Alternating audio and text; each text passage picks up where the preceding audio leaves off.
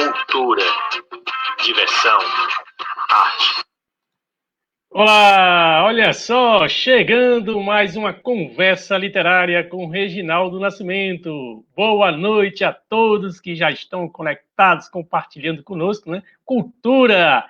E aí nós já temos aqui a nossa convidada, a professora, a pesquisadora, amiga, Lia Fialho. Ela está conectada conosco, né? Daqui a pouquinho estará já conversando aqui na nossa conversa literária. Mas, antes de iniciarmos aí a nossa conversa, eu vou ratificar o nosso convite para você participar do nosso concurso nacional de poesias. Isto mesmo, nós já temos aí nosso site, já está na legenda, para que você, após a participação aqui no programa, você vá lá e se inscreve no concurso nacional de poesias, temática livre. Nós temos aí um tema livre para que você possa compartilhar poesia.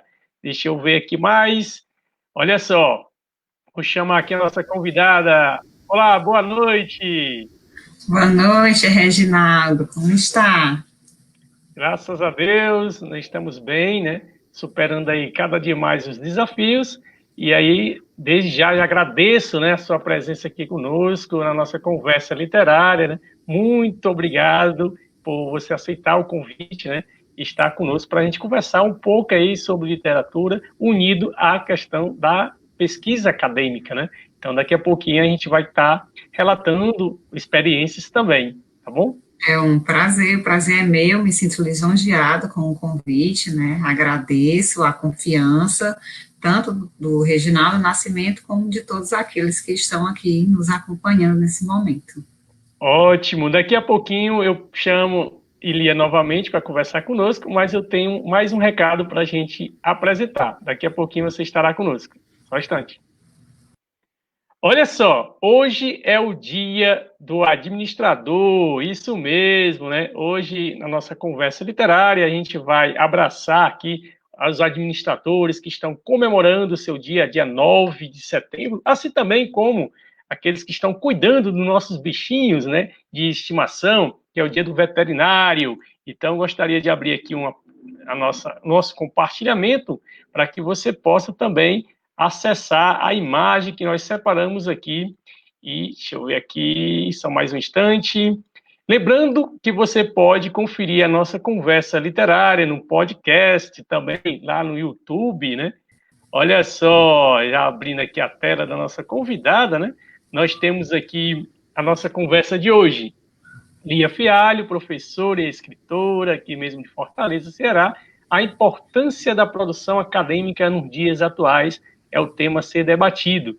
Mas temos aqui Feliz Dia do Administrador, uma singela homenagem a Kelma Cardoso, né? Administradora Kelma Cardoso, tão brilhantemente trazendo aí sempre o seu profissionalismo, né? Minha querida e amada esposa, muito obrigado sempre conosco aqui, compartilhando também experiência aqui na conversa literária, nos nossos projetos literários. Então, trouxe aí para a gente. E vamos agora com Lia Machado Fiuza Fialho. Isso mesmo, já passa a palavra para ela, para a gente conhecer um pouquinho mais da nossa convidada de hoje, porque a pergunta-chave é: quem é a nossa convidada de hoje? Com você, Lia. Bom, então, boa noite, né? Como já foi apresentada, as pessoas me conhecem como Lia Fialho, meu nome é Lia Machado Fiuza Fialho, eu sou pedagoga de formação, fiz o curso de pedagogia na Universidade Estadual do Ceará, né, universidade da nossa casa. Minha especialização foi em inclusão da criança, à época chamava-se Inclusão da Criança Especial no Sistema Regular de Ensino. Posteriormente, eu fiz um mestrado em Educação em Saúde, na Unifor, e o doutorado em Educação na Universidade Federal do Ceará. O meu pós-doutorado também foi em Educação, mais especificamente em História da Educação, na Universidade Federal da Paraíba, e eu estou cursando nesse momento meu segundo pós-doutorado na Universidade de Salamanca, na Espanha. Bom, considero que a minha experiência com a temática, né, da fala de hoje, que é a produção científica, ela se deu após o meu concurso como professora na Universidade Estadual do Ceará e o ingresso no programa de pós-graduação em educação, onde eu pude me aproximar mais da produção acadêmica, da produção científica, né, e também nesse momento eu passei a virar editora, né, fui me formando editora, tanto de revistas científicas, eu acompanho de pertinho 2 revistas científicas com muito carinho. Uma é a revista Educação e Formação, que é a revista do programa de pós-graduação da Universidade Estadual do Ceará. A outra é a revista Práticas Educativas, Memória e Oralidade, que é a revista do PEMO, que é o grupo de pesquisa que eu coordeno na Universidade Estadual do Ceará, né? E, além disso, coordeno também uma coleção de livros, né, vinculada à EdUS, que é a editora da Universidade Estadual do Ceará, que é a coleção Práticas Educativas. Então, eu já convido, né, já deixo aqui o convite para todos os nossos ouvintes que conheçam as revistas, né, conheçam, quem se interessar por publicar o seu livro, nós abrimos esse caminho, então, assim, entre em contato, já deixo aqui com vocês o meu contato, né, lia.fialho@us.br, e me coloco à disposição. Vamos ter tempo para conversar, para tirar dúvidas, enfim, para perguntas, mas, de todo modo, já deixo à disposição o meu contato para quem tiver interesse, né, de efetivar algum tipo de produção ou publicação científica que eu possa colaborar, já me colocam, né, então, disponível para servir nesse sentido. E aí foi nesse encontro com o programa de pós-graduação que eu consegui, né, enxergar a importância da produção científica para a divulgação das nossas pesquisas, para a divulgação dos nossos projetos de extensão, enfim, para um diálogo, né, para a tentativa de um diálogo também efetivo, né, com os nossos pares, mas também com a comunidade, com a sociedade. E aí foi quando eu tive essa aproximação. Então, eu acredito, né, que eu convide quem é Lia Fialho, né, eu sou esta professora de programa de pós-graduação em educação, né, que tenho diversos livros publicados, comecei toda a minha trajetória pesquisando no doutorado Jovens em Conflito com a Lei.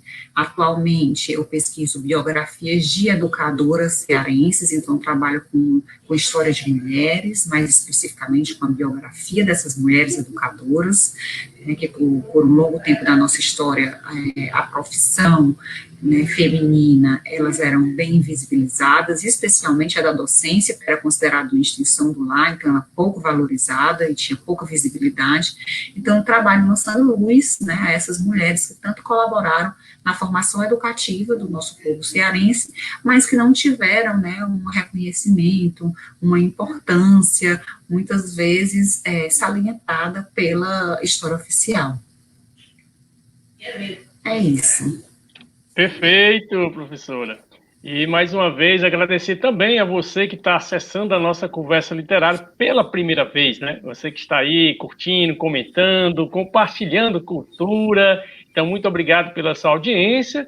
E deixa eu lhe perguntar, né, a respeito, né, a gente sabe que ao longo dos anos, essa evolução, né, acadêmica, os incentivos acadêmicos para a produção têm sido cada vez mais, digamos assim, mais incisivos para que nós, como acadêmicos, né, e já graduados, já estando aí ao mestrado, pós-doutorado, doutorado, então, nessa trajetória acadêmica, sempre há um professor ou outro que diga, comece a escrever, inicie a sua escrita, né? Porque agora há pouco, conversando com a Kelma, né, Kelma trazendo também algumas experiências, conversando com a professora Lia, ela tocou justamente nesse assunto, né? Como a gente pode, a senhora como professora, né, como pode trazer realmente na sala de aula essa discussão para que o graduando, né, já no seu primeiro ciclo, no primeiro semestre, ele já possa despertar a importância de estar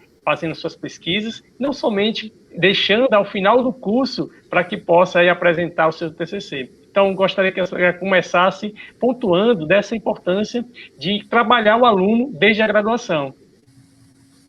Exatamente, Reginaldo, sua fala é muito importante, né, porque a gente cria uma leitura, uma leitura de mundo, né, na nossa formação, que é uma formação escolar, né, ainda muito bancária, como diz Paulo Freire, né, onde o aluno, ele é esse receptáculo, né, de conhecimento e que ainda se valoriza muito a memorização. Então, nessa perspectiva, o aluno, ele, quando aprende a ser um bom leitor, né, que já não é uma tarefa fácil, ele é aquele leitor que a gente chama um leitor absorvente. É aquele leitor que tudo que lê acredita, acha que está certo, porque se está no livro, é porque é. E assim, nem passa pela cabeça desse estudante, né, ainda no ensino médio, por exemplo, né, que há diversas opiniões, diversos olhares, né, e que ele pode ser também esse escritor, né, então não necessariamente ele tem que concordar com as ideias dos autores, né, mas ele tem que refletir, pensar sobre, enfim. Então, quando os alunos, eles chegam na universidade, eles ainda chegam com essa percepção de educação, com essa percepção de educação em que ele é apenas um receptor do conhecimento já produzido pela sociedade, né, que ele não é um produtor de conhecimento, que ele não é um autor. Então, na universidade, a gente tem que ter todo um cuidado e um trabalho, né, para mostrar para o aluno que aquele autor de um livro, de uma obra, ele não é um ser iluminado e nem um ser superior, né? Aquele livro poderia ter sido escrito, por exemplo, por ele, né? Então, ele pode ser um futuro escritor. Então, é preciso a gente valorizar o trabalho da escrita, né, e valorizar a escrita do aluno, incentivando a escrever. E muitas vezes essa formação, ela vai se dando aos poucos, gradualmente. E aí há oportunidades de formação, como a participação nas semanas acadêmicas, né, em eventos científicos da área do aluno, que aí você começa escrevendo um resumo simples, depois um resumo expandido, depois um trabalho completo, um artigo, enfim. E aí você vai se envolvendo nesse mundo de transformar tudo aquilo que você leu, né, articulado com as suas ideias, com as suas concepções, com a sua compreensão, com os seus questionamentos, né, em novas reflexões, né, em outros olhares acerca de determinadas narrativas. Então, ninguém nasce um escritor, né, ninguém nasce um poeta. Na verdade, a gente se forma escritor, a gente se forma, por exemplo, um poeta. Então, é importante que haja essa valorização e esse incentivo. E a gente sabe que há N lacunas, tanto na perspectiva formativa, como também há vários obstáculos na vida desses alunos, né? Isso por quê? Porque muitas vezes esses alunos, e aí eu cito o exemplo do meu caso, eu nunca pude me dar ao luxo de ser uma exclusivamente aluna, né, estudante de graduação.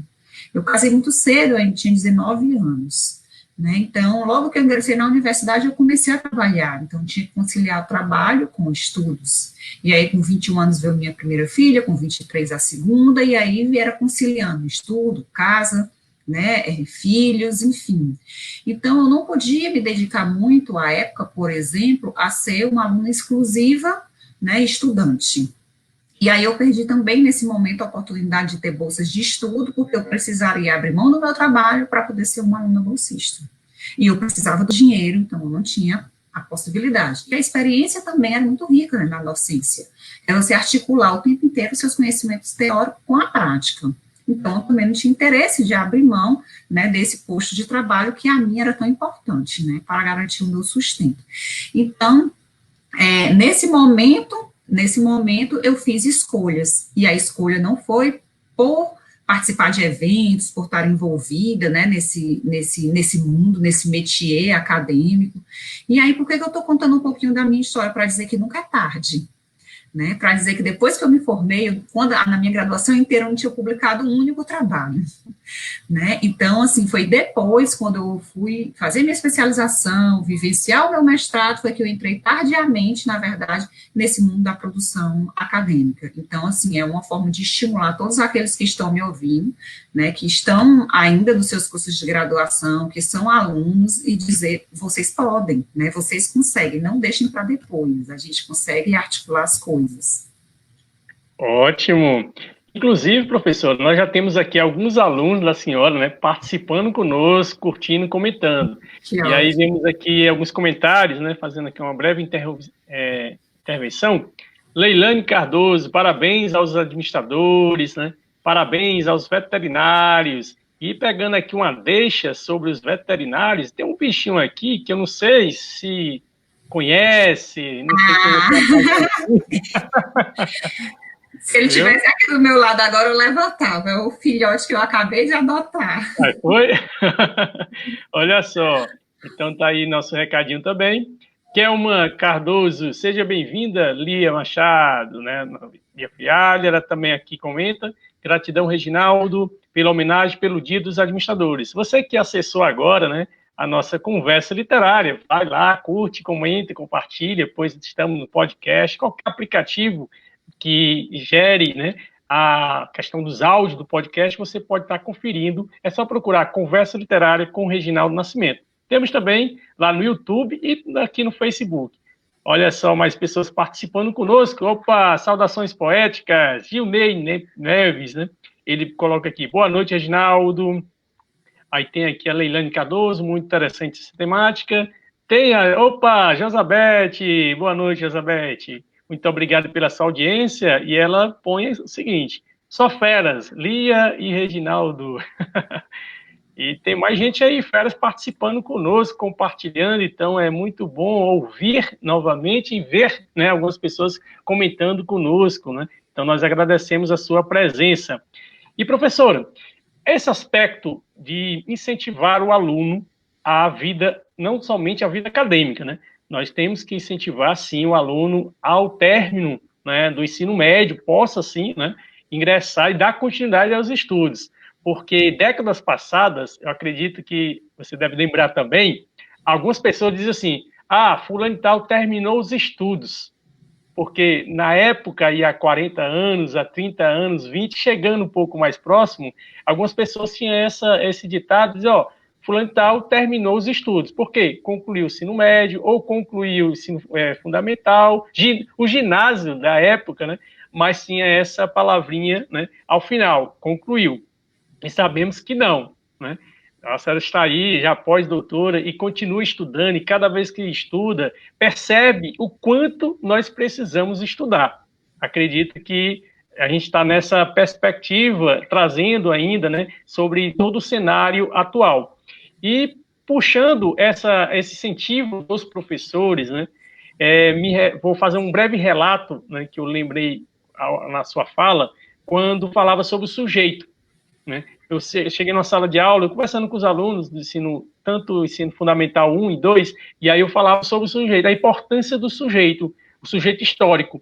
Quando apresentava alguns livros, algumas reportagens, eles diziam, tio, mas aí ele já morreu, esse autor aí já contribuiu, já morreu. Não, mas você é um sujeito histórico, e a gente abordava esse aspecto, né, da importância de trazer ao aluno, de trazer aqueles que estão nos assistindo, nos ouvindo aqui na Conversa Literária, que você é capaz também de publicar, de escrever, de compartilhar, né, as suas experiências através do mundo acadêmico, das pesquisas e também literárias. Então, eu queria puxar um pouco, já com a nossa fala, tem alguns outros comentários, daqui a pouquinho a gente coloca aqui, né, mais uma vez, a participação de todos, sobre essa sua trajetória de publicações. Como você disse, olha, eu comecei já um pouco tarde, mas também quando eu disparei, né, continuei produzindo, continuei trazendo esse lado da escrita, tão importante, porque é uma forma de também compartilhar conhecimento. Não somente você dentro da sala de aula, conversando e apresentando conteúdos, mas, sobretudo, compartilhando através da literatura, através das pesquisas. Então, eu gostaria de passar mais uma vez para você e a gente volta daqui a pouquinho. Bom, considerando que nós estamos numa conversa literária, né, antes de adentrar aos seus questionamentos, né, de uma forma direta, eu trouxe uma poesia, é uma poesia do José Elcio Alves Porto, é de um livro, né, Escritos Hoje e Sempre, que foi publicado pela EdUES, pela coleção Práticas Educativas, que eu coordeno, né, e o nome da poesia é A Parte do Todo. E nessa poesia, ele vem dizendo para a gente o seguinte: você faz a diferença, acreditando na harmonia, que o vazio precipite e o diferente preenche, contemplando a sintonia do que não é aceitável, mas se torna necessário, porque é inevitável. Deverás preencher todo o vazio deste ser, e dentro de cada parte se encontra o todo presente, pois na ausência de uma parte, o todo não se faz, que a diferença nos contempla. Então, eu queria partir dessa poesia, que eu acho muito interessante. Saudações aí!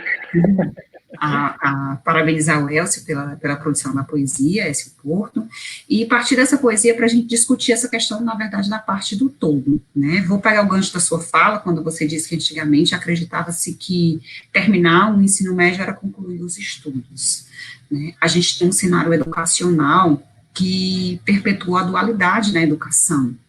Então, a verdade era que aqueles que mais abastados, especialmente os homens, né, eles faziam os seus cursos para prosseguir no ensino superior, né, enquanto que as mulheres se preparavam para serem esposas, donas de casa e rainha do lar, né, e a população mais pobre sequer tinha acesso à educação formal, né, depois sua educação primária, né, e quando muito terminava o ensino médio.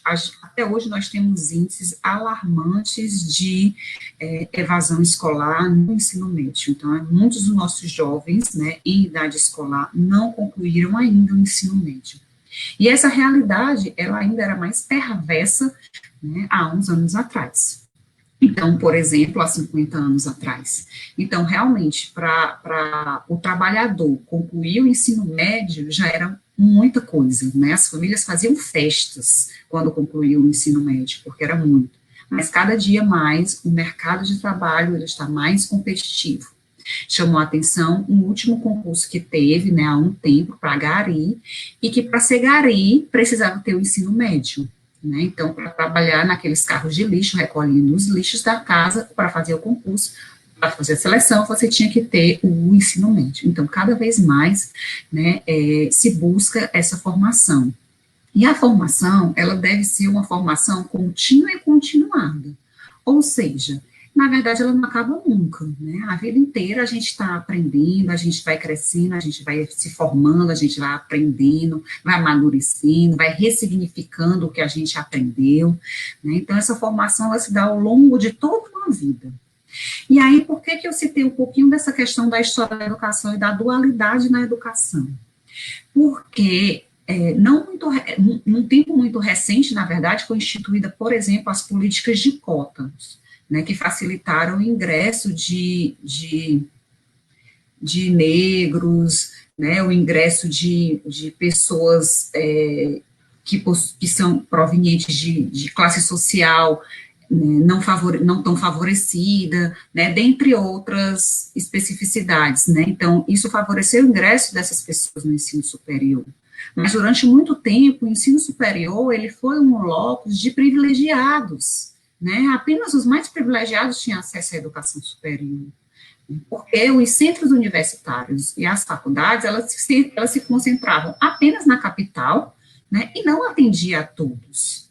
Então, quando a gente fala, né, de conhecimento, de produção de conhecimento, a gente precisa saber qual é o nosso lugar de fala e para quem estamos falando, né, porque muitos dos brasileiros sequer têm acesso ao ensino superior.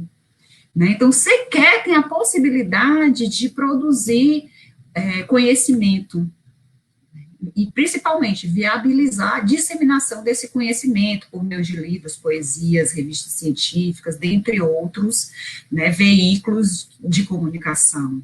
Então, quem de fato tem acesso, né, a esses veículos de comunicação, a gente precisa perceber que é uma minoria, né? É uma minoria privilegiada, é uma minoria ainda muito seleta.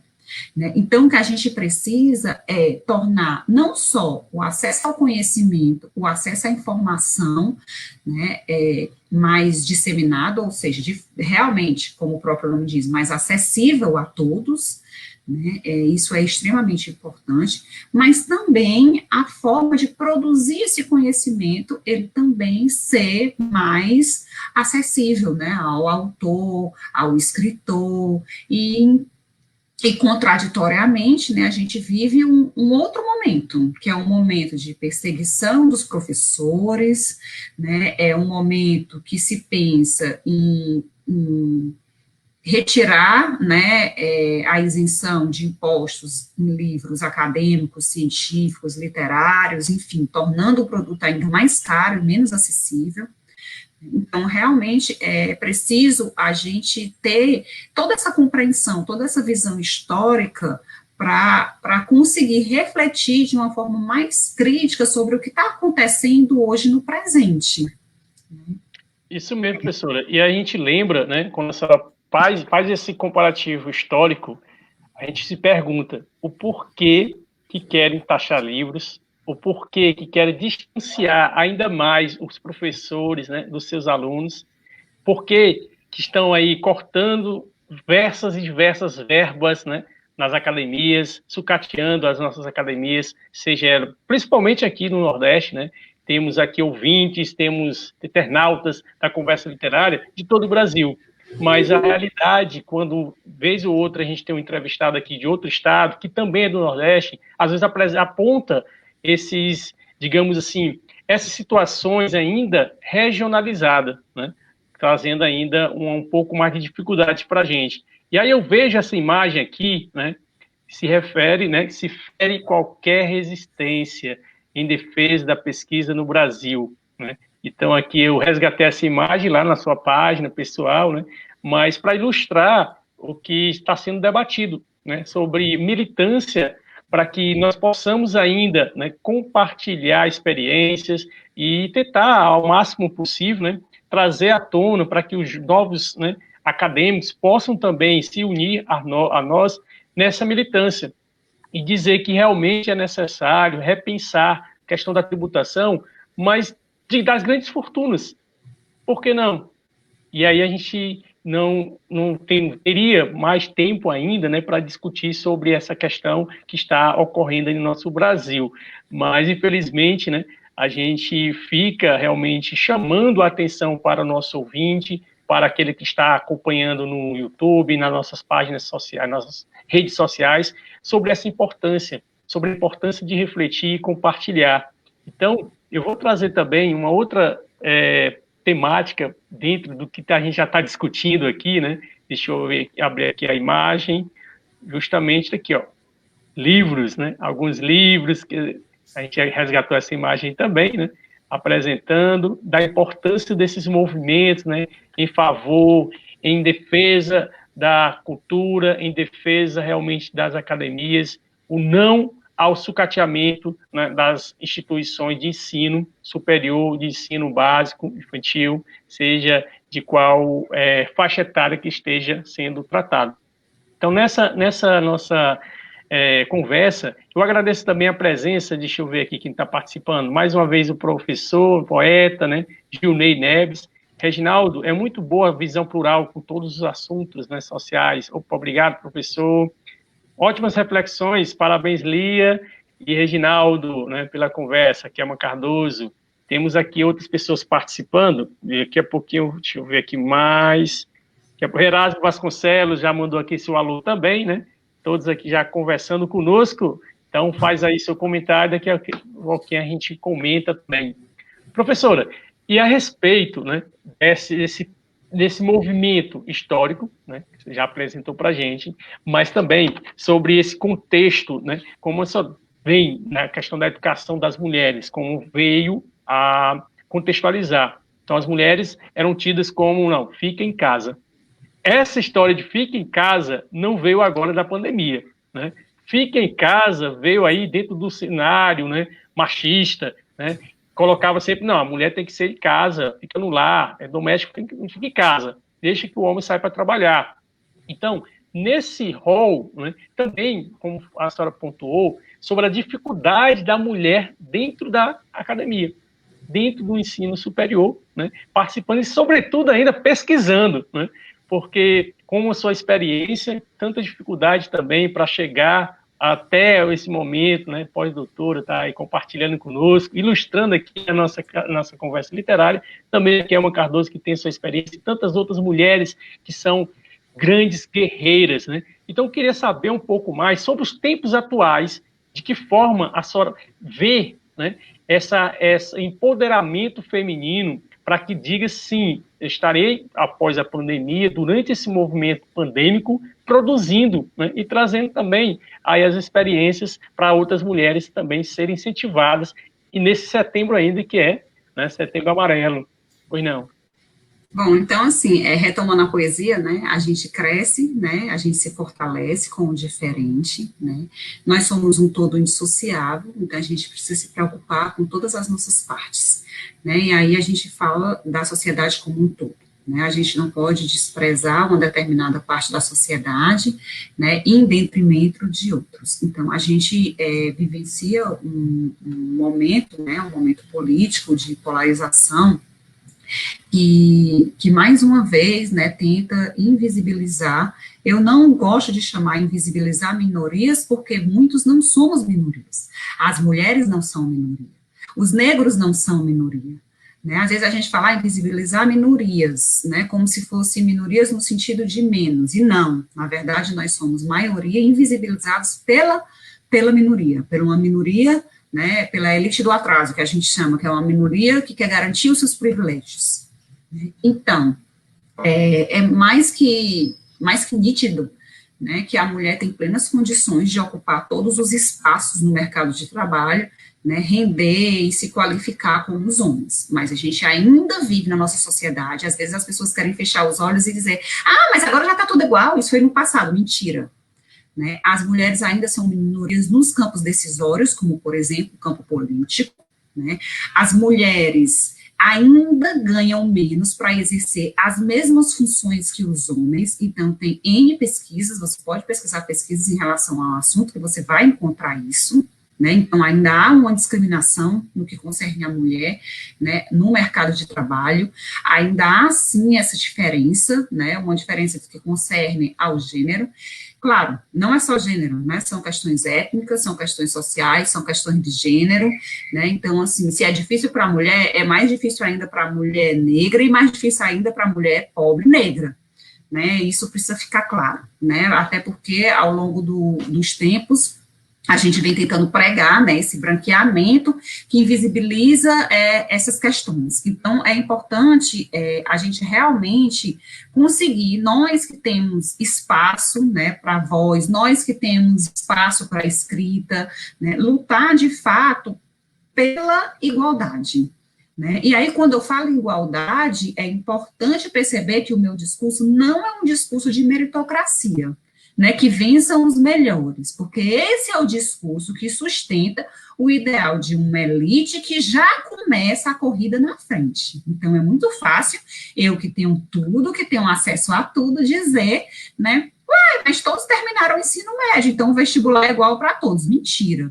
Terminaram, mas terminaram em condições diferentes. Enquanto uns, né, vão para a escola no carro com ar-condicionado, né, pagam escolas caríssimas, e tem todo o acesso a livros, a uma instituição adequada, né, a leitura, a escrita, a produção desse conhecimento, outros não têm essa mesma situação, ao contrário, tem que conciliar o trabalho com os serviços domésticos, muitas vezes não pode ir na escola para ficar em casa cuidando do irmão doente, né, são vários empecilhos, a gente vive uma bipolarização no que concerne a escola pública e privada, a qualidade, né, da educação em determinados espaços, então a gente não pode fazer um discurso de meritocracia numa sociedade que é desigual, né, então quando eu falo de garantir condições de igualdade, é condições de igualdade, de fato, para que essas pessoas possam concorrer de uma forma mais justa, de uma forma mais igualitária, né, para que todos possam ter, de fato, acesso ao conhecimento, produzir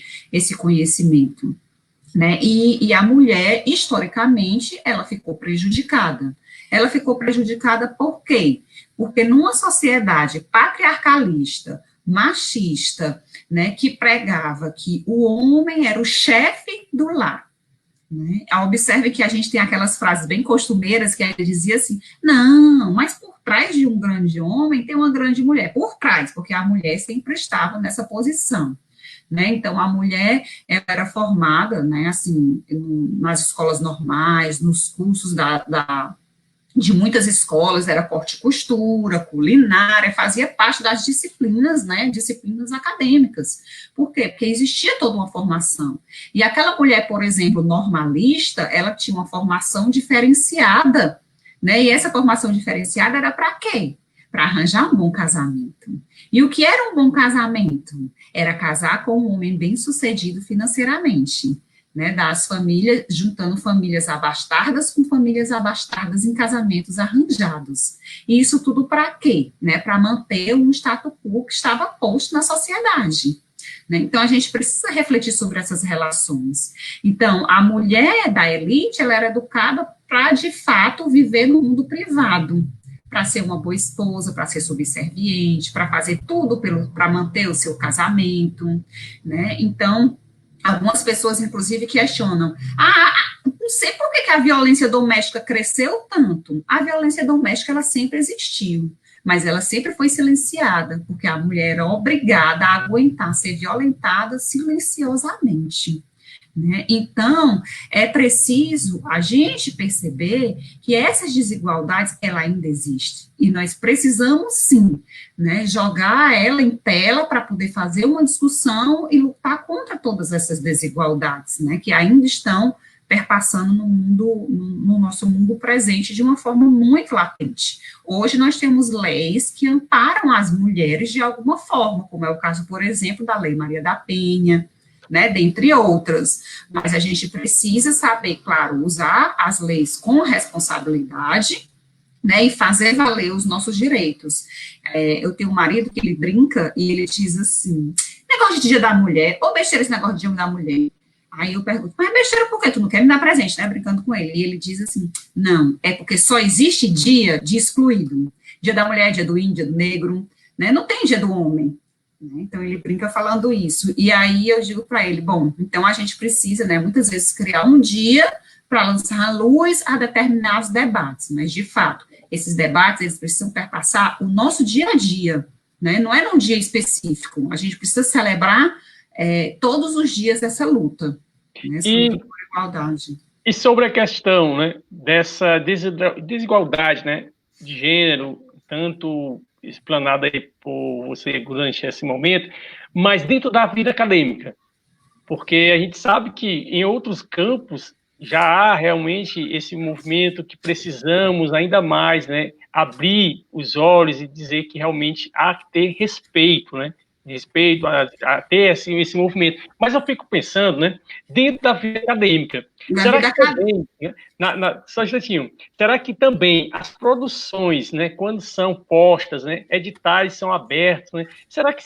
contemplam também da mesma igualdade, entre aspas, né, ou tem sempre uma puxadinha, né, para o gênero, mais uma vez, masculino?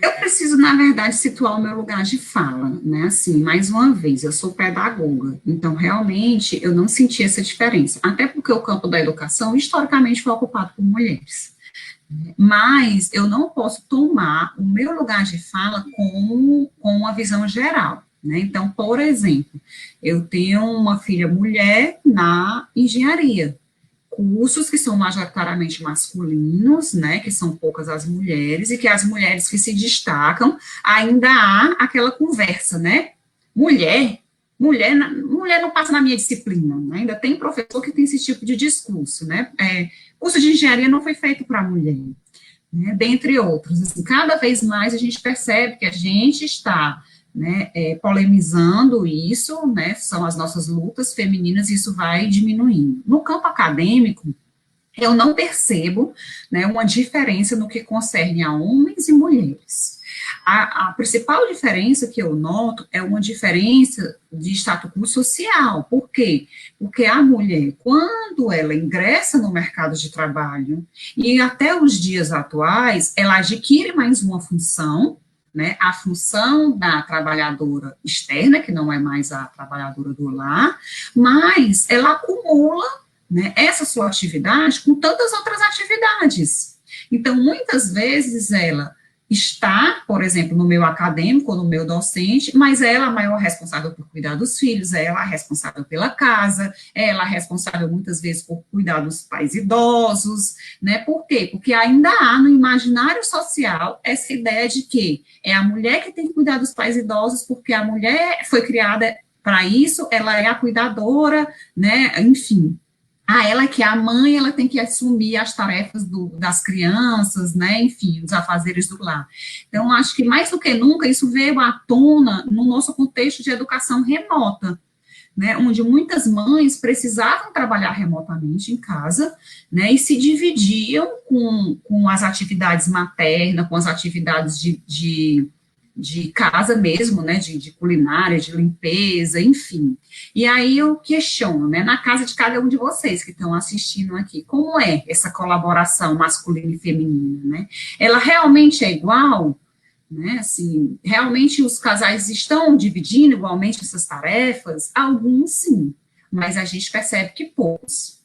Né, cada vez mais, e quanto mais o país é desenvolvido, e menos essa cultura, né, escravocrata da empregada doméstica, da serviçal, enfim, a gente percebe que os casais estão dividindo mais essas atividades, né, mas a gente ainda tem, especialmente no Ceará, né, uma cultura extremamente machista, que sobrecarrega a mulher nesse sentido, porque ela assume todas as tarefas que já lhe eram impostas historicamente, com mais a atividade remunerada para contribuir com os custos do lar, né? Então, assim, eu não percebo a dificuldade da mulher em relação a uma produção acadêmica. Uma produção acadêmica vai ter mais visibilidade do que outra, porque é um homem ou uma mulher escrevendo. Realmente, isso eu não percebo.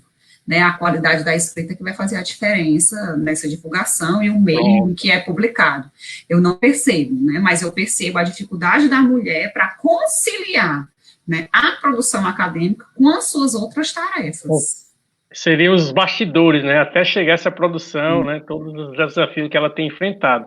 Olha só, tem o professor Camilo, né, está participando conosco, né, Daniela e eu estamos ligados na conversa. Opa, professor, obrigado aí pela presença, pela audiência. Camilo é muito querido, conheço demais, Camilo, Josabete, Stephanie, né, algumas pessoas que estão aí conosco, agradeço, né, o apoio.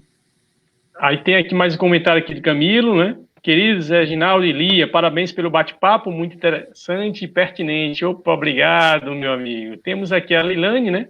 Até hoje as mulheres são tratadas de forma desigual, falou tudo, né? E aí, deixa eu ver mais um comentário chegando aqui pra gente. Opa, as mulheres são, na verdade, o sexo forte, e isso, a evolução tem deixado claro. As melhores professoras que eu já tive foram, em sua maioria, mulheres, né?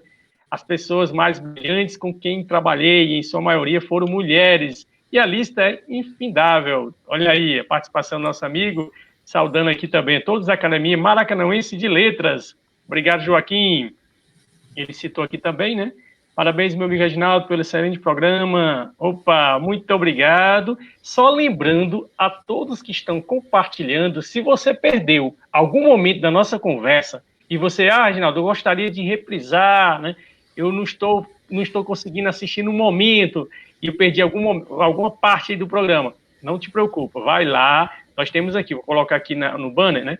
Olha só, assista a conversa no canal Reginaldo Nascimento, Poesias ao Ar, ou ouça nos principais aplicativos de podcast, né? Conversa Literária com Reginaldo Nascimento. E aí você vai conferir a abertura do nosso programa, né? E vai estar assistindo conosco, né? E você também pode assistir a Conversa Literária, de que forma? Participando, compartilhando e comentando conosco. Cultura. Gratidão, Reginaldo, pela homenagem dos administradores, nós fizemos agora há pouco, né? Deixa eu ver o que mais. Saudando também aqui o professor Siqueira, nosso presidente. A professora Lia Fialho está nos dando uma fantástica aula. Grato, professora. Como sempre, Reginaldo Kelman, feliz nas escolhas dos intelectuais. Inclusive, a nossa convidada de hoje, né, esteve também contribuindo lá em Maracanaú, esteve lá um período conosco lá, né, e hoje está incentivando cada vez mais os alunos que já estão aqui passando, os que foram seus alunos, mas sempre ela está nos dando essa pitadinha, né, de sempre boas-vindas quando a gente se reencontra, e aí toda a sua família abraça aqui a gente também nesse momento, estamos vivendo a questão da pandemia, seria um abraço virtual. Professora, só mais um detalhe em relação à sua vida acadêmica, né, que perpassa também sobre a história, né, história oral, que sempre tem dado esse enfoque, né. Então, dos temas que foram abordados durante a nossa conversa até agora, né, que ficou bem claro, bem nítido, sobre a importância da produção acadêmica. Então, esse período que nós estamos vivendo, se a gente pegar, seja qualquer área de conhecimento, nós podemos produzir e muito, né, sobre o que nós estamos vivendo, relacionando com outros contextos, seja saúde, seja educação, como muito bem foi referenciado, mulher dentro de casa, trabalhando remotamente, mas aí aumentando as suas potencialidades por conta de algumas ações que já eram incumbidas em alguns lares por estarem, né, em casa. Já que está em casa, faz aí o almoço, já que está em casa, faz todo aquele processo que às vezes é invertido também para o homem, né? Determinados lares, já que está em casa, então vai você agora. Então, nessa dinâmica de pluralidade de conhecimento também, né, seria importante, e já passo, né, essa pergunta para que você possa responder, a respeito desses alunos que estão trabalhando também, estudando remotamente, já pensando em temáticas para seus TCCs. E como abordar essa dinâmica social meio que interna, né, interiorizada na sua residência, mas trabalhando essa temática na produção de conhecimento. Gostaria já de passar para você fazer esse condão de tantas referências. É importante, né, Reginaldo, a gente ressaltar que nesse período pandêmico a produção cresceu, né, bastante. Né, assim, como eu estou envolvida com o meio editorial, então, assim, um diálogo com os meus colegas do Fórum de Editores do Norte e Nordeste em Educação, com os nossos colegas editores que estão na ABEC, né, que é a Associação Brasileira de Editores Científicos, que atualmente eu estou como vice-presidente, né, dentre outros colegas editores, o que nós percebemos é que a produção, ela tem crescido, né? Então, na contramão dessa percepção, né, de que dissemina-se, que na universidade se faz balbúrdia, não se produz, só tem maconheiro, enfim, aquela ideia, né, que querem passar para a população, justamente para fragilizar nossas instituições públicas de ensino superior, e além disso, olha aí, eu vou fazer uma pausa, né, para fazer a propaganda da revista Educação e Informação, que é a revista que eu sou editora, né, da Universidade Estadual do Ceará, que o Reginaldo fez o favor aí de compartilhar a tela. Bom, então o que a gente percebeu? Que esses professores que economizaram, às vezes, esse tempo de deslocamento até a universidade, né, indo, voltando, enfim, entre outras coisas, ele aproveitou esse período pandêmico, né, que estava em casa, para poder desovar, né, ou seja, realmente colocar suas pesquisas para publicação. Então, a gente percebeu que o nosso fluxo de livros na editora cresceu, que o fluxo de artigos na revista cresceu. Então, as pessoas, elas têm utilizado esse tempo, como o Reginaldo salientou, para produzir mais, né? Então, é mentira que a pandemia deixou as pessoas em casa, de perna para cima, sem fazer nada, né? Essa verdade, no meio acadêmico, ela não se sustenta. E aí a pergunta é, como então incentivar aqueles alunos que muitas vezes estão perdidos, né, nesse período pandêmico, até porque as dificuldades são muitas, a gente sabe que nós temos alunos na universidade que não têm acesso à internet, isso é sim uma realidade, né, a gente tem alunos que têm acesso, às vezes, acesso à internet somente pelo celular, então é difícil você escrever, você produzir, né, por meio de um aparelho telefônico. Às vezes você tem um aparelho, né, com internet em casa, que é para toda a casa. E aí você tem filho que está na universidade, filho que está no colégio, todo mundo precisando ter aula remota, todo mundo precisando de usar a internet, o pai para trabalhar, entre outras coisas, e se organiza como? Né? Então, a gente sabe que a pandemia ressaltou também, né, as desigualdades sociais no que concerne justamente a esse acesso, né, à educação e às ferramentas digitais para possibilitar esse ensino remoto. O que eu posso dizer é que, nesse momento, né, é um momento em que todos os alunos, eles podem organizar o seu tempo para dedicar um tempo para a leitura, né, assim, ninguém começa ou nasce gostando de ler.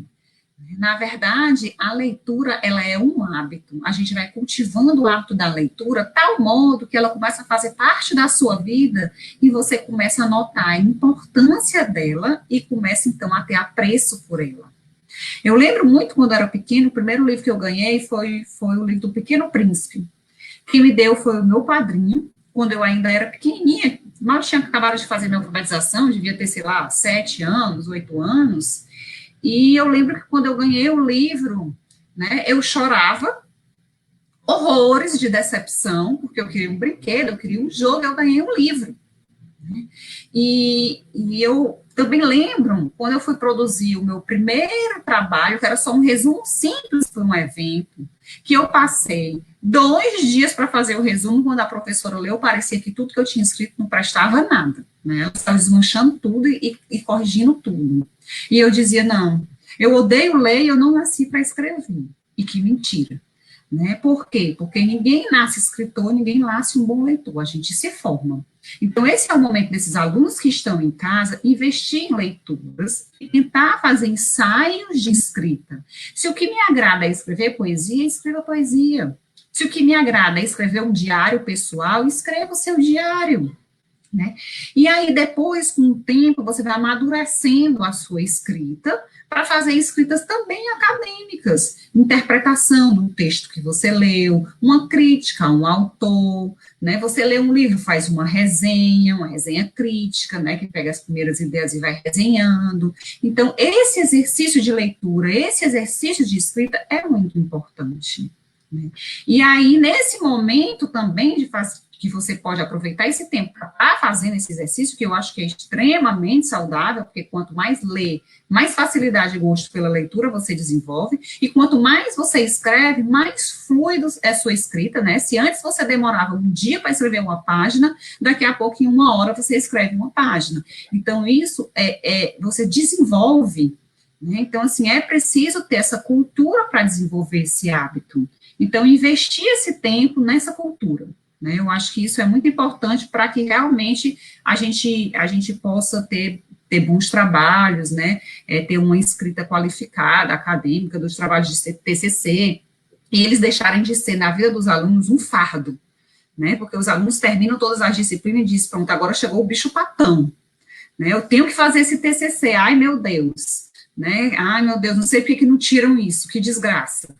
Então, assim, esse TCC não é percebido ou ele não é construído ao longo da sua graduação e do seu curso, né? Então, ele vira no final uma obrigatoriedade, uma determinação, né? Uma exigência que se torna para os alunos muitas vezes um fardo e um motivo, inclusive, para eles desistirem do curso que passaram anos investindo, né? Onde, na verdade, esse trabalho ele deveria ser um reflexo dessa vida acadêmica.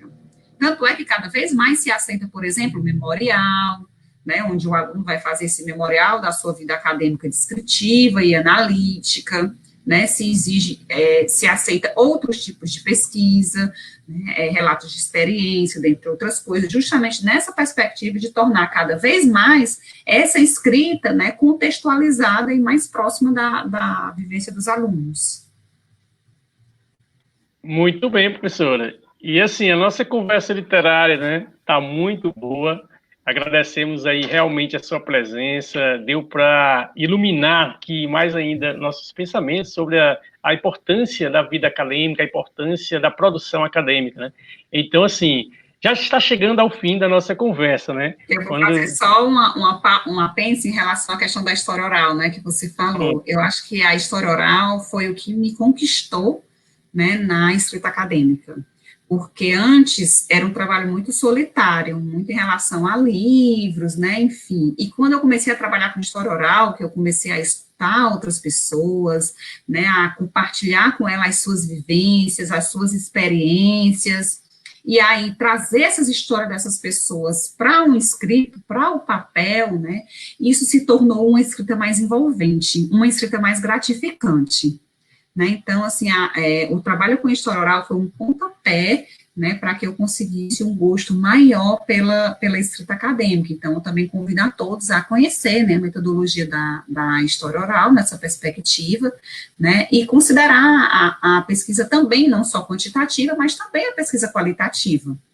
né, nesse despertar, na verdade, de subjetividades, né, que nos envolve tanto.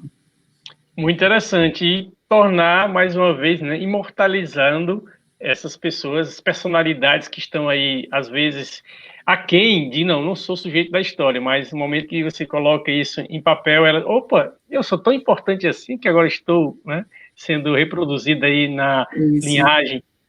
Mas, todos nós somos sujeitos históricos, né? Todos nós fazemos história todos os dias. Agora, a forma como se registra essa história, né, que aí a gente pode passar a dizer, não, a minha narrativa histórica é essa, eu vou registrar dessa forma.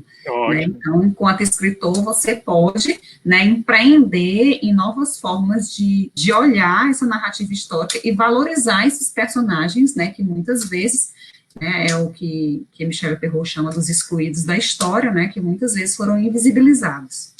Excelente.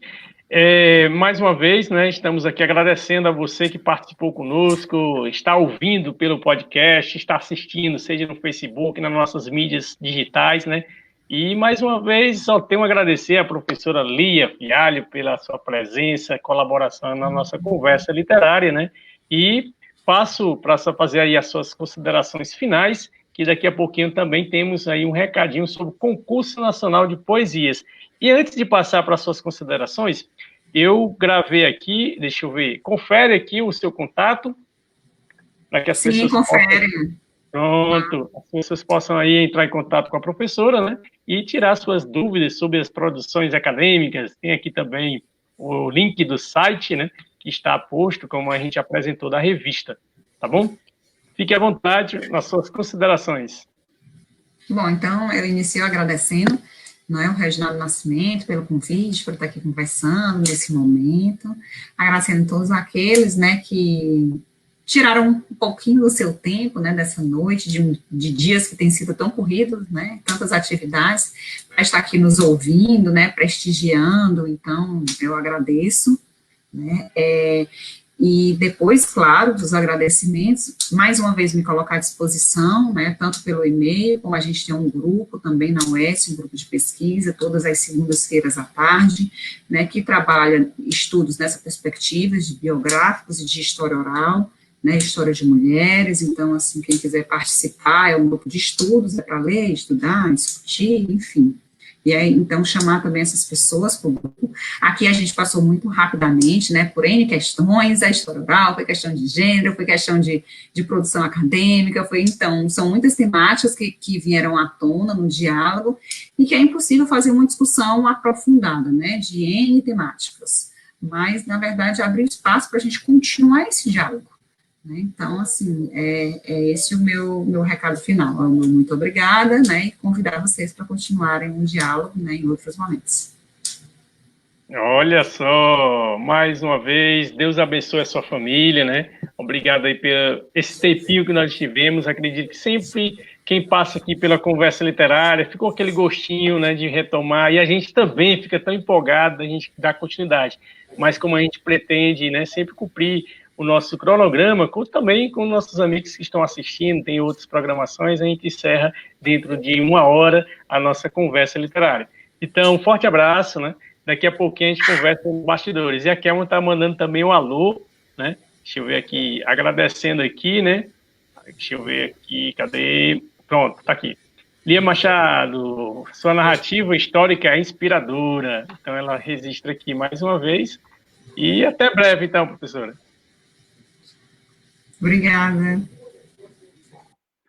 Olha só, nossa conversa literária. Você que chegou agora e disse assim, Aginaldo, eu não consegui acessar a primeira hora da conversa literária, os primeiros minutos. Não te preocupa, nós temos aí como você acessar. Lembrando que se você está sempre assistindo, compartilhando conosco ao vivo, sabe qual é a importância disso? Além de estar colaborando com a nossa cultura, compartilhando, você estará aqui fazendo o seu registro, né? Como aqui a Leilane Cardoso faz o seu comentário ao vivo e fica salvo aqui também na nossa tela. Então é importante você acompanhar ao vivo. Mas agradeço a sua audiência, como o Reginaldo Silva sempre nos prestigia participando pelo YouTube. Nós temos aí o canal do YouTube, Reginaldo Nascimento, Poesias ao Ar. Já solicito que passe lá, compartilhe, né?